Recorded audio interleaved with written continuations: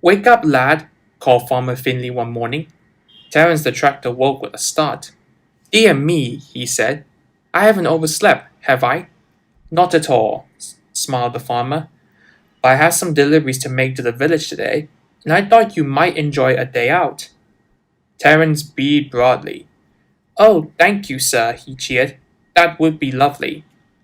Terence normally spent each day working hard in the fields. The chances for a day out were often few and far between. Before long, a trailer had been hitched to Terence, and the little tractor trundled gaily away, with a cheerful toot of his horn. The sun shone high in the sky, bird songs rang merrily out, and Terence felt overjoyed. It is nice to get out and about, especially on a day as grand as this, he chanted happily to himself. Unfortunately, not everyone shared Terence's sentiment for his outing. Traveling to the village meant taking the road, and by the time Terence had arrived, a modest amount of traffic had built up behind him, including a rather irate Bertie the bus.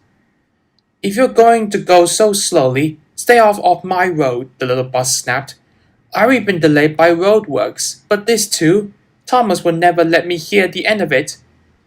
An impatient blast of his horn cemented his point as Bertie hurried away. Terence could only chuckle. He knew Bertie was prone to being grumpy when he was in a hurry and hadn't meant to be hurtful. There's nothing wrong with going slow, he thought to himself with a grin. Besides, I'm not much of a choice, being a tractor and all. Despite this small hiccup, Terence's spirit was still at a high. Farmer Finley was pleased too. You done well, lad. I'll just stop for a quick bite, then we can head home. As Farmer Finley went off for his meal, Terence sat happily taking in the sights and sounds of the bustling village. Suddenly, he spotted a familiar figure passing nearby.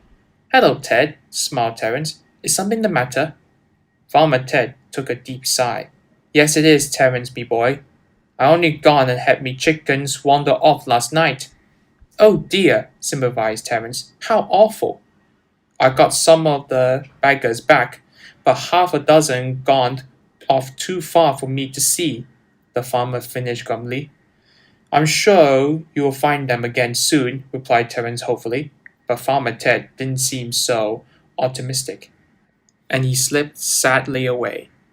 What a pity, sighed Terence to himself. It seems everyone's having a rotten day today. First Bertie, and now Mr. Ted. And here I was thinking it was such a nice day. Terence remained lost in thought as he and Farmer Finley made their way back home. Terence remained silent and slow. Dear, oh dear, lad. Do you not like your field now? Called Farmer Finley, trying to lighten the mood. Oh no, not at all, replied Terence. I was just thinking about poor Farmer Ted. It is a shame, Dad, murmured Farmer Finley, but before he could go on, Terence stopped him. Hang on, I can see something, the tractor exclaimed. Look, there's something peculiar going on in that hedge up ahead. Farmer Finley remained doubtful. I can't see anything amiss, but he trusts Terence's judgment, so they stopped before he went to investigate. Well, bless me, he exclaimed. There, hiding in the hedge, were half a dozen chickens. These must be old Ted's, laughed the farmer. Thank goodness for your keen eye, lad. Terence smiled sheepishly. It's fortunate we were moving about so much. I might have passed by otherwise. You might have sped past too, if you were any faster, added Farmer Finley with a chuckle. Come on, we better get this lot to old Ted. It wasn't long before they were back at the village. Farmer Ted was over the moon when he saw his chickens. Thank you both, he cheered. I am in debt to the pair of you.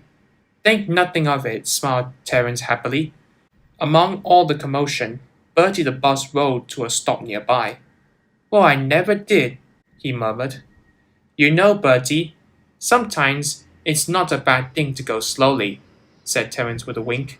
Bertie couldn't help but chuckle, and before long, Terence joined in too, satisfied with his morning's work.